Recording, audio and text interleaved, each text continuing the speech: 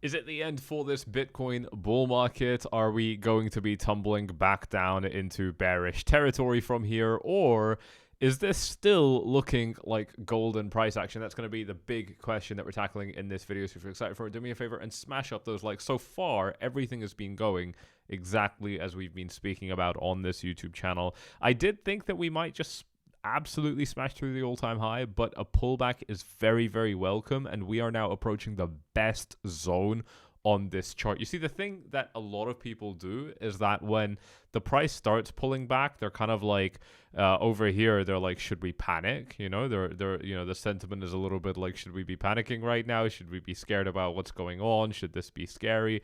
This kind of shit starts happening. It's like, all right, I think we should panic. I think we should panic. I think we should panic. And then here it's like, oh fuck, things are really, really bad. We come back up for a minute and everyone's like, oh, actually, maybe we're smashing all-time highs.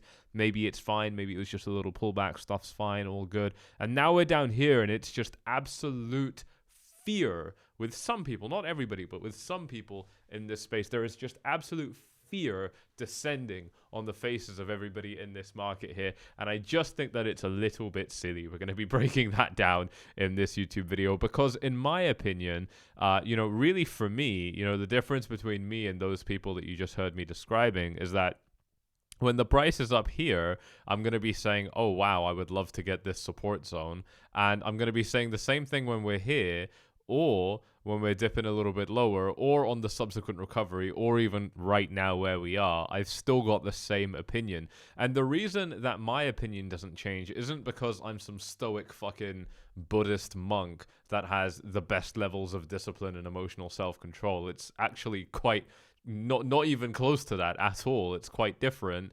The reason that I have this more stoic approach, at least in terms of how it looks, is because I just know that there have been no important levels between Bitcoin's all-time high and $67,000. We've had somewhat interesting levels in between, but nothing important between the all-time high and 67K. And so naturally, until the price reaches one of those important levels, again, whether it's the all-time high or 67K, until the price reaches one of those, there is nothing for me to do or say. And that's going to be the difference between me and the other people in this market that panic.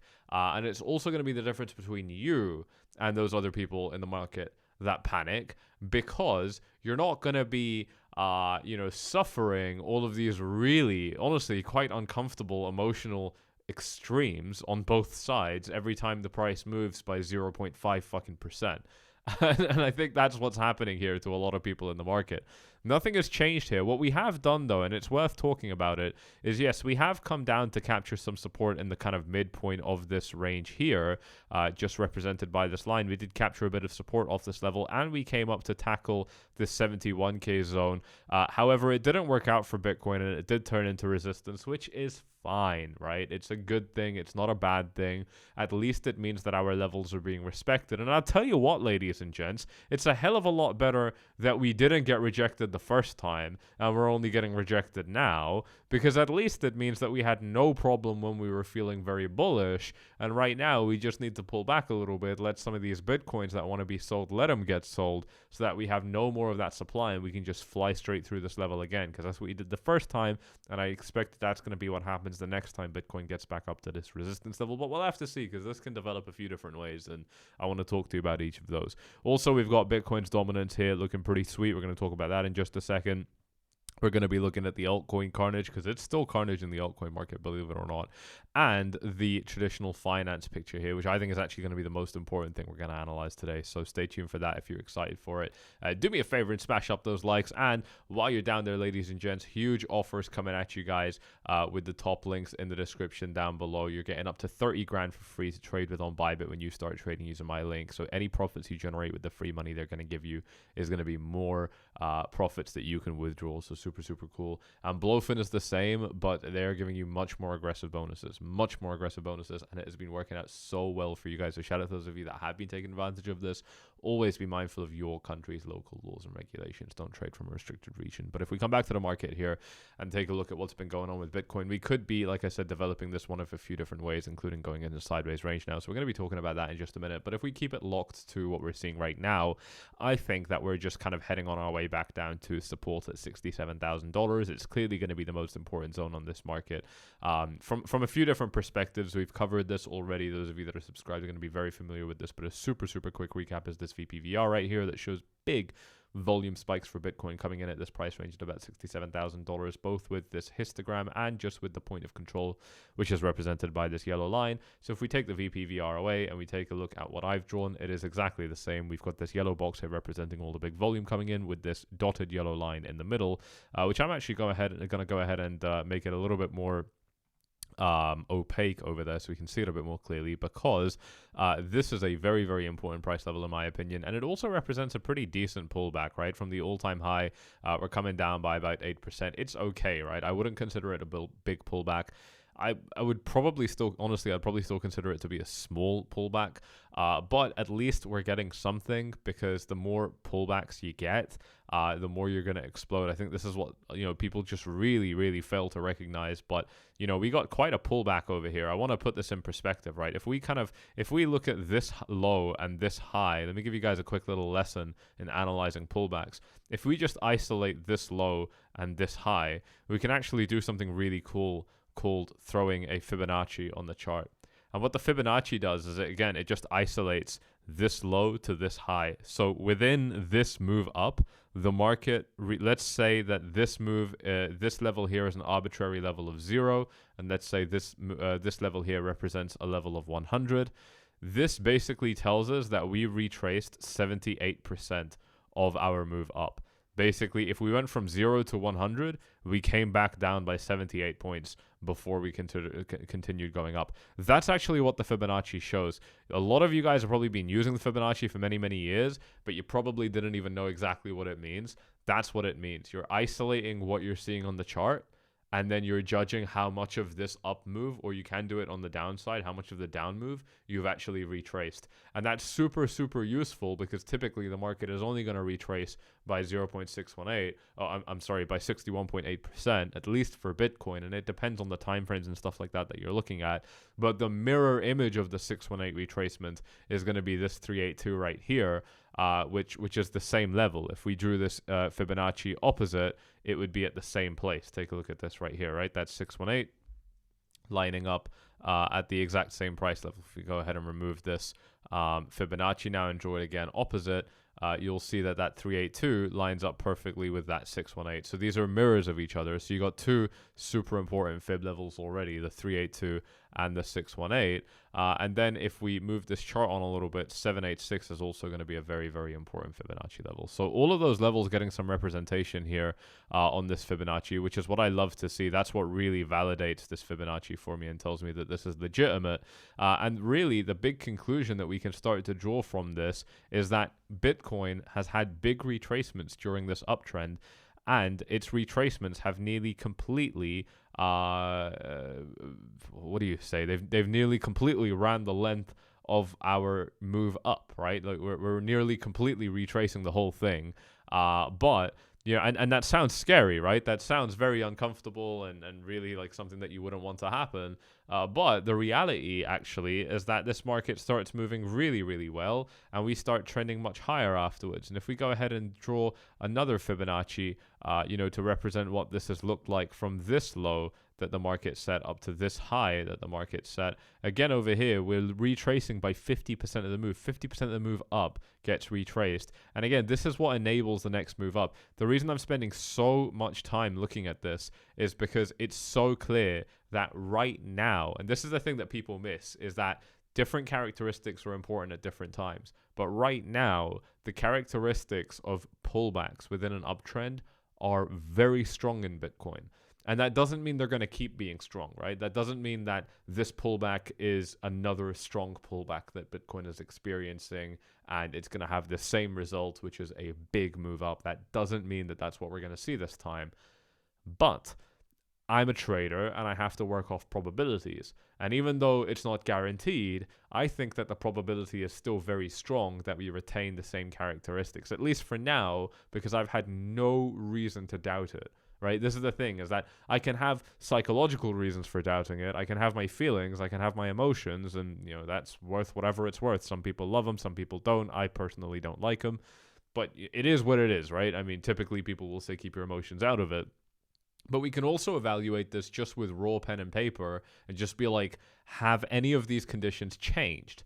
And if the answer is no, then naturally I'm going to expect that the same thing might continue for Bitcoin. So what that means here is that, you know, we're getting quite steep pullbacks, 50% to 78% pulling back, but then it's triggering big moves upward. And that's, I think, exactly what we're seeing right here. Now, if we measure this move here from the absolute low that we set very, very recently here on the 23rd of October, that's only about a week away, to the high that we set, we are coming down to that 618 Fibonacci retracement. So again, like from the perspective of me being here on video, laughing at people that are panicking with you, and you know, like laughing with you at people that are panicking, you know, or just generally saying that I'm not worried about the market, you also now have numbers directly in front of you saying that the most important, most common Fibonacci levels haven't even been hit yet. You know, not only have we not broken them, we haven't broken any key levels yet, we haven't even reached key levels yet. So to me, it's just far too early. It's far too early, far too premature to start worrying about this market. To me, we haven't even started being bullish yet. You know, we haven't even had a chance to be bullish yet. So, and I think that's so important because as we're approaching this zone of support, you know, I'm just seeing more signs that this is going to hold. I want to show you a couple of things. Let's take this over to Twitter. The first thing I want to do is we just go to Twitter homepage and just scroll through this a little bit and see what sentiment's looking like. By the way, there's the election integrity community. This is very interesting for those of you watching the US election. It's looking so interesting right now that I'm actually willing to start covering some US election stuff on this YouTube channel. If that is something which you think that you might enjoy, then let me know because I would love to give you guys more of it. It's actually specifically very interesting right now. If we take a look at this on Polymarket, we've got Trump up here with 60%. His odds have apparently been getting worse over the last few days. Couldn't tell you why, because it's not very clear. But this is very, very interesting, the kind of the situation here. The key states to be looking at here are going to be Minnesota, Wisconsin, Michigan, Philadelphia, Nevada, Arizona, North Carolina, and Georgia. I'd say North Carolina, Georgia are obviously going to be going to Trump. Arizona's still leaning, you know, has always been leaning a little bit more red, so that's probably going to go to him. Nevada is a little bit more interesting because there are a lot of fake votes enrolled right now, and it's just a little bit tighter. There are a lot of supporters for Kamala over there. And then these top states, these ones are a little bit harder to call, right? Because they're, you know, they're different. I'm seeing very mixed reports here. Personally, I can't really make up my mind on where they're going to go, but I don't think it matters because it looks like Trump's getting Pennsylvania. So he's probably going to be winning the election just by the looks of it now, even if there is election fraud. It looks like it's not going in the... So we'll see. We'll see how that goes for Trump and Kamala. Obviously, it's going to have some effect on crypto. It's really fun to watch this stuff right now, man. I mean, you know, I can't help it. It's just the most entertaining reality show that you know that exists on the planet, really. So that's why I'm taking a look at it. But it's obviously not super important. What I do want to cast your attention over to is just here on Twitter. And we're just getting mixed sentiment here, really. We're getting mixed sentiment here.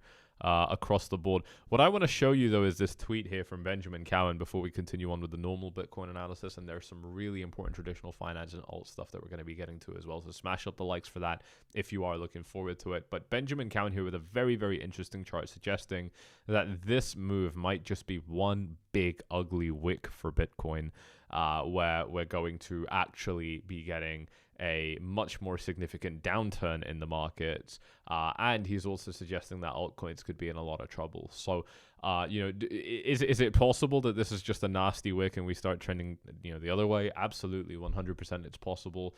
I just think it would be such a big shift in momentum in this market that I just wouldn't expect it. I just wouldn't expect it to happen. I think that everything else is still geared in this direction, especially traditional finance. I'm not sure exactly what he's talking about, to be honest. When he's talking about monetary policy view, may get the last laugh.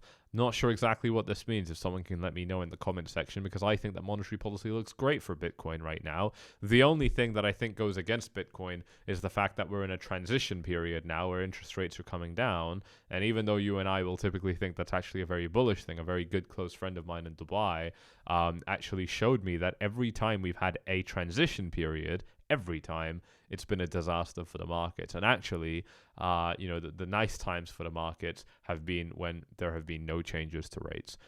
So from that perspective, we're in the worst possible phase in this market.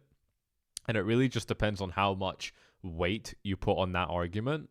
Personally, I don't put very much weight on it, but I put enough on it to still consider it and to still be aware of the reality here, because I think that's very, very important. But this is kind of what Benjamin Can is putting out right here, with regards to Bitcoin. And again, I think that if we do end up kind of pulling off this support, it is just going to be such a nice bounce off such a nice price level here. We've seen it validated with that VPVR indicator as well, but there's more, right? I mean, there's obviously going to be that Ichimoku cloud still kind of hanging out over here, which we still haven't even hit yet, which is why I'm just, I still haven't even started being bullish yet. I still want to come lower, but when we do come lower, I would expect it to be a nice big bounce. And if it's not, we're gonna have to start talking about downside targets. We'll get to that in just a second. But here on the 4-hour time frame, this Ichimoku cloud's looking pretty sick. On the daily time frame, this EMA ribbon continues to move up, and it's getting very close to this price. And the beautiful thing is that we're getting quite a nice pullback coming into this EMA ribbon now. So that's obviously going to be the kind of condition where these EMA ribbons work at their best. There's a nice big spread and there's a nice pullback coming into the ribbon now. So typically this is how the best bounces are produced. You can actually see it working really well on the downside. Look at how strong this move into the EMA ribbon is. From downside moving up, that's a 9% move moving into the EMA ribbon. And then look at how spectacular that rejection, the rejection is, and we got the same the same factors at play here. There's a nice big move coming into the ribbon, and the ribbon has already had a nice spread for a little bit of time, not too much time, but for enough time. On this occasion here, we've had a nice spread for quite some time. So looking really, really good there from this particular perspective as well. But like I said, if we do lose this level, we're going to have to look at next zones of support. And I think there are a couple that are worth noting. You can just drop lines in a bunch of different places. I'm going to drop a line here, but I don't think it's actually a very good place. So we're going to remove that line in a second. I think that another good level comes here at about 63.3. And then, of course, we have kind of, 59.6.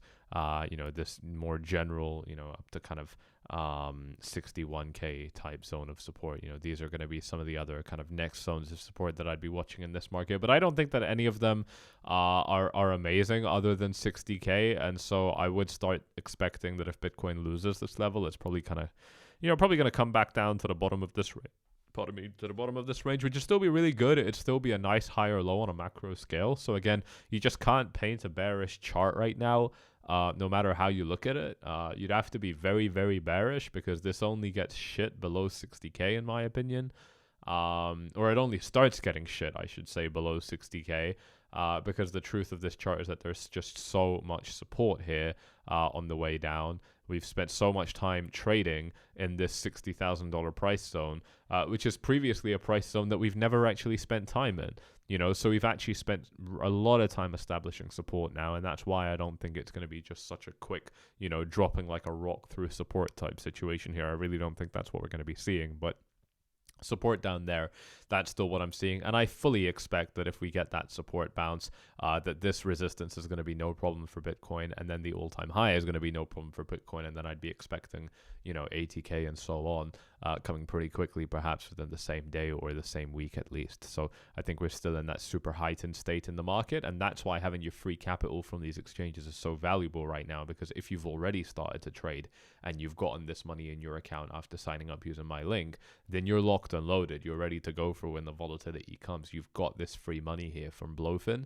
already credited into your account. You can already start working with that cash if a move starts coming in. But if you haven't taken advantage of it yet, that's going to take a little bit of time to get to. So it's definitely worth starting now. And again, you are getting an exchange that competes on every single level at the top with Blowfin, but it's not white label technology, and that's what makes it so special. They're not actually, the same copy paste exchange that you're finding everywhere else. You're getting something which is a little bit more, self-sufficient, built for itself, by itself, and I think that that's what's such a big deal. Now, if we do take a look at the Bitcoin chart here, though, in terms of the downside, like I said, I think they start souring below 60K. If we look at it from the other perspective, the only other thing that I mentioned could be a problem for Bitcoin is a bit of sideways trading here, where Bitcoin does, for example, find some support off this level, but when it comes up to resistance, it's not able to break it, and then it kind of gets sent back down, and then we end up going sideways. This would also be extremely bullish in my view. It's just more consolidation at an all-time high. What you've got to understand is that for the last 7-8 months now, we've been consolidating under Bitcoin's previous all-time high, which is so bullish, and that's why Bitcoin has been able to get back up to 69K, where it is now.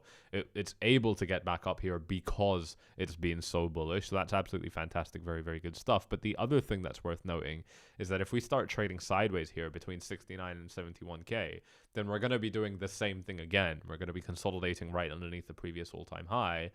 But crucially, we're going to be doing it in a much tighter price range, probably on a much shorter time range, because you're not going to do it on a 7-month time frame. Again, that wouldn't make sense. It's probably going to be a lot shorter. And actually, the last time that I said this to you, that I described this kind of chart, I want to know how many of you guys actually remember the last time I said this. Tell me in the comment section if you know exactly what I'm talking about right now. The last time that I said this to you, it was about gold. And I was talking about gold when it was at $2,000. So we're seeing the same thing happen right now, where, it takes us, in this case, forget 7-8 months, this took more like fucking 10 years to get from its all-time high back up to challenging its all-time high. So, we're very, very gifted here with Bitcoin. We really need to, when you guys start feeling like Bitcoin's moving slow, you need to slap yourself and then imagine that Sammy slapped you too, and then have me tell you that actually Bitcoin, even at its most boring state, is more volatile than most markets you'd ever be able to trade. And most importantly, it's actually not that fucking hard to trade Bitcoin compared to other markets, right? Once you get it, once you put some effort in, instead of being a fucking degenerate gambler that's just fucking buying meme coins like an idiot, once you get past that phase, you start putting some basic levels of effort in, watching a YouTube channel like this, Bitcoin's not even that hard, right? So when we consider that it's also one of the most volatile asset classes that have ever existed in history, if not the most volatile asset class, you can't be upset at Bitcoin consolidating for 7-8 months anymore, because actually you're still in a very, very volatile market. This gold market here didn't reach its all-time high again for 10 years, but when it did, it just traded sideways in a fucking rectangle for another few years, for about 4 years, until it finally got the breakout. This is what I'm describing for Bitcoin here. I don't think it's going to happen, but if it does happen, are you going to be upset? Do you know what I mean? Like, this is like a damn near guaranteed move at this point, and that's why I was saying it with such... I mean, you guys know, I bought my own physical gold when gold was all the way down here because I was expecting the breakout, and I told you guys I was buying it live on video many times. I mean, I don't just say these things once or twice, because some of you, even though you're already subscribed, YouTube's algorithm's still not great. Sometimes you don't even get notified of a video even if you're subscribed and stuff like that, and that's why just continuing to engage with the algorithm, hitting up those likes, leaving a comment is going to, help the channel out, but also help YouTube know that you want to watch this content when it's out. We were talking about it a lot, and it's the same train of thought that I had employed for gold here. It's the same train of thought that I'm employing here for Bitcoin when I'm suggesting that a bit of sideways here, at the top of this range could make sense, because basically it'd be another chance for Bitcoin to consolidate further at an all-time high. And the big argument that I was making for gold here is that this entire sideways range that lasted 4 years for gold, this was a chance for all of those last sellers that, did not expect gold to keep going up. It was a chance for each of them to get their big sell orders in. But what happened on this occasion here is that when they tried to send the market down again, the bulls stepped in and they were like, no, you will not do it again. We're not letting gold get down to 1700 again. We're just going to buy it here at 1900, and you're going to have to just absorb all of our buys. And it was at that point that the bulls were ready to step in, and there weren't enough gold left to sell. There wasn't enough gold left to sell. This is the most important thing. Gold had 4 years to sell off over here in a slow, controlled manner. So there wasn't enough left to sell. And so the price does what it wanted to do this whole time for the last 15 years, which is to explode upwards. That's what happened with gold. That's what's happened with Bitcoin already on various different time frames. And I believe that's what's happening with Bitcoin right now. In fact, we're doing the same thing. We're still doing the same thing. We're not even out of that 7-month consolidation. Look, this is the equivalent to gold's 10-year thing, and now this is gold doing its 4-year thing. Bitcoin's doing the same fucking thing. It's not a coincidence that you're seeing the same chart between Bitcoin and gold, ladies. Do I need to make a standalone video on this? Let me know. Do I need to make a... Let me write this down just in case. Standalone video comparing gold to BTC with regards to 10-year cup. Do I need to make a video on this? Let me know in the comment section. I've already actually made a video on this, but you guys might want another one. It's the most bullish fucking chart ever, and it's no coincidence whatsoever that it's repeating for Bitcoin. And we've seen what happened to gold. Gold went up by nearly 50% from its all-time high at $20,000. And if Bitcoin were to go up by 50% now, that's going to put Bitcoin well above $100,000. It's going to be putting Bitcoin knocking on the door of 110K, basically from the highs that we've set now, which is absolutely fantastic, ladies and gents. Just absolutely fantastic here for this market. And I think it's wholly, completely possible. I think it's so possible. I think it's so possible to happen, so likely to happen as well. So really, really good times in the market. Let's continue forward here. We've got another chart from Stock Money Lizards. Everybody and their grandmother's looking at inverted charts now, but Four Flies was the guy that first brought this perspective shift to your market. And here he's saying that we're going to be going the way of these lines are pointing, which is to suggest that we've broken the trend line. We're going to come back down to retest it as support, which is at about $64,000, which, by the way, is why I'm saying that there is no bearish scenario for Bitcoin, because even if Bitcoin comes much harder, to support levels, it still has really, really good support levels, right? And that's, I think, what people are just really missing, right? Right now, it would look so scary if Bitcoin were to come down to $64,000, $63,000, whatever. But if you take a look at this chart with our really nice parallel channel here, we haven't even come back down for a long-term retest of old resistance turning into support. And that's one of the most bullish things. You can't tell me that one of the most bullish things you could possibly pull off being a retest of resistance now coming down to it as support. You can't tell me that one of the most bullish things you can possibly do is actually bearish for the market. You just can't convince me that bullish things are bearish. That's what the masses want you to think. That's what the masses believe. And that's what you're going to get ridiculed for thinking about if you're different to them. You're going to be ridiculed for it if you're different to them. But it's in front of you. We already know that great resistance levels typically turn out to be great support levels. And we already know that markets love to retest them before they really start flying. And, this can allow us to drop quite far because it's trending downwards. So it depends on how low how long it takes, right? If Bitcoin gets down here now, the support level is only at 67K, so it's very nearby. But if Bitcoin takes a couple of months to get here, or let's say 2 months to get here toward the end of this year, in that case, you could be looking at a $65,000 Bitcoin. If it starts trending up now, right, and it gets to like 80K slowly, but then it comes back down Q2 of next year, early April or whatever, like late March, that could be as low as 63K or even lower. So, and then there's different ways to draw it. So what I want you to know is that at this point, the market can go significantly higher and come back down here and still be bullish, or it can come back down here now and still be bullish. But in any case, all we're doing is we're capturing support, which is really, really healthy and helpful for the market anyway.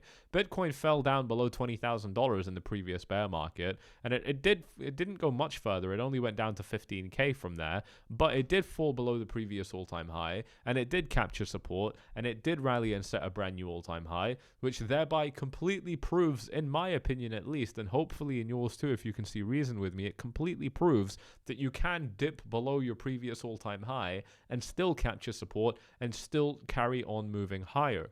That's, you know, the thing is that for a different market like the S&P 500 or a big stock or whatever, or a currency, you'd be like, no way, this is impossible. But for Bitcoin's just fucking crazy, bro. Just get with it. Bitcoin's just crazy. Bitcoin just moves in extremely aggressive ways. And if this kind of thing makes you uncomfortable, I don't know what the hell you're doing here. We're 30 minutes into this video and we're not even done. Wow, this is a big one. We're going to start speeding through this. Bitcoin's dominance continues to look strong here. I don't think any changes are going to be made here. This is just normal fluctuation for Bitcoin's dominance. We've seen this a million times. Same thing for Ethereum against Bitcoin here. I don't know what the hell it's doing. I can't believe people are still trading it. Just let it fucking die at this point, I say. Just let it fucking bottom out so we can just move on.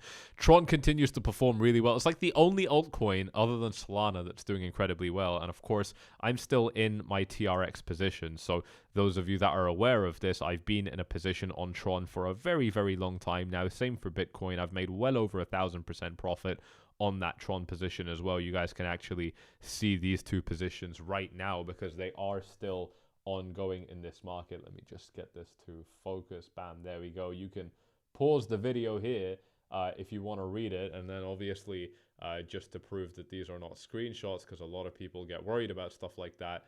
We do have both positions there. My Tron position with well over 1,000% profit right now. I put in about 40 grand and I've made more than 60 off this position. And my Bitcoin position, I put in about 100 grand and I've made about $230,000 off this position here. So really, really nice big profits here. Stop losses moved, you know, deep into profits and so on. It's exactly what you would want as a trader. And obviously, I made those trades on Bybit, which is going to be the best exchange in the game. So you can get signed up in trading using this link in the description if you're interested in getting free money that you can trade with as well. Again, only do this if you're allowed to in your country, if you're not in a restricted region. But really nice price action for TRX. I still expect this to continue. If we take a look at Solana, which is obviously one of the other very strong performers in this market. Where is Solana gone? Has it been removed from my what? It looks like there's no more Solana in my watch list. That's so weird. Why would I remove Solana? I must have done it by accident. But if we take a look at Solana, oh, it's still there. I just didn't see it. It's still there, apparently. Yeah, because it's still got the purple tag. I don't know. But anyway, Solana's pulled back a little bit. It's whatever. It's got really good support down here at 159. I'm just not worried about it. It bounced off the support previously. I think it could bounce off again. And if it doesn't, it's probably going to dip a fair bit more. But there are some more good support levels before it gets lower. The chart is actually a lot like Bitcoin, which is to say that you got a couple really strong levels on the chart and then a lot of shallow levels in between. It's kind of similar to Bitcoin in that sense. It's got support here. If it fails, there's support further down. Bottom line, I don't think it's going below 126, and anything above 126 is still in bullish market structure as far as I'm concerned, so no worries there either. Really, really good stuff. Let's continue on with the tweets here. This one's, again, is super interesting because it suggests that Bitcoin is heading way, way higher than $80,000. Just flips the chart upside down, takes bias out of the picture. Very, very good stuff. Love it. Trump, yesterday, wishing Bitcoin a happy birthday. This is Trump's actual Twitter page. Very, very interesting. Wishing a happy 16th anniversary to Satoshi's white paper. We will end Kamala's war on crypto. You kind of started it, or at least took part in continuing it. So I don't believe Trump too much there. His Trump supporters, especially you guys in the comment sections, have been telling me that, you know, Trump changed his mind. He learned. He, you know, was informed by the right people, so on and so forth. My response to this is very straightforward. I agree with you. I'm sure that he has had a change in heart on a couple of things. People grow and change their mind on things. Even at Trump's age, it still happens, obviously, and it still happens a lot. You know, the more enlightened you are, hopefully.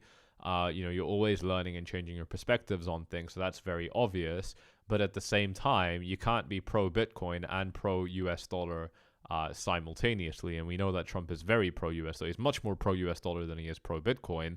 He is, at the end of the day, quite literally a bureaucrat now. So, you know, he loves the dollar, and he loves many other things that make the United States very, very strong. And Bitcoin doesn't really help the United States. It doesn't help any country in particular, to be honest. Bitcoin is much bigger than any single country.